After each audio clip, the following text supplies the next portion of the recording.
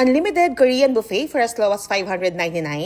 Yes, please! Hello, Kakulays! Dito lang yan sa Korean J Grill Tomas Morato branch. Sulit na sulit ang bayad mo. For as low as 599 pesos, may unlimited buffet plus grill ka na with authentic quality meats. Korean style pa ang interior kaya parang nasa K-drama vibes ka talaga. 2 floors nga pa lang kanilang dine-in kasama sa buffet yung tteokbokki, japchae, kimchi fried rice, Hangul's chicken, 2 kinds of kimbap, squid rings, pickled radish, braised potatoes, at salad. Mawawala yung pickled cucumber, stir-fried fish cake, flavored tofu, sweet potato at saka sweet corn. Ikaw na rin ang bahala sa condiments at syempre, unlimited drinks din. If you want only hot pot, upgrade na sa 699 pesos. For the ultimate only na 799 pesos, kasama na ang USDA ribeye, shabu-shabu, tapos yung may wagyu cubes pa, yun mo na yung kanilang ultimate only na 799 pesos as incomplete experience na. Wala rin time limit, no service charge, at open sila from 11 a.m. to 3 a.m. Yes, hanggang madaling araw. Meron din silang birthday promo na 5 plus 1. Syempre, free na yung celebrant. Plus, may free ice cream pang dessert. Free naman yung mga 4 years old below, tapos half price naman yung 5 to 6 years old. Kaya hindi na ako magtataka kung bakit laging puno dito dahil quality na, sulit pa. Bukod sa branch nila sa Quezon City,